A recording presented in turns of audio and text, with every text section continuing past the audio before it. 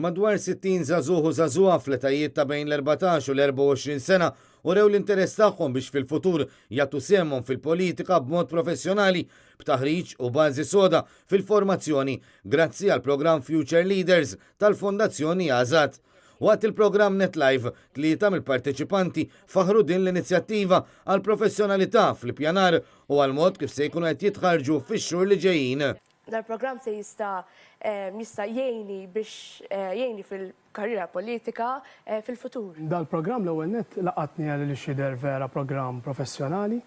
Jiena ilni attiv ġifieri fl-attivizmu studentesk, allura dejjem kelli dak l-interess ngħiduhekk fil-ħajja pubblika. Għalija personali hija xi ħaġa li se tgħinni tmexxini anke l-qudiem f'karriera kemm f'politika, kif ukoll għalija personali jiena kif għandi nkun fis-soċjetà. Future Leaders se jiftaħ b'seminar ta' 3 ijiem bejn id-9 u l-11 ta' Novembru fil-waqt li se jibqa' għaddej sa' April.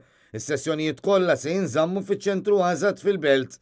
Għas-seminar li se jagħti bidu lil programm Future Leaders se tattendi wkoll rappreżentanta mill-Fondazzjoni Konrad Adenauer Stiftung li hi fondazzjoni politika Ġermaniża li qed tappoġġja lil Azad fil-programm tagħha.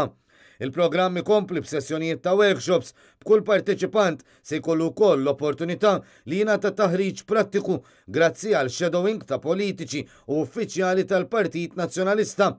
Dan se jsir kemm f'livell ta' kunsilli lokali, Parlament Malti, Parlament Ewropew u anke f'livell ta' partit.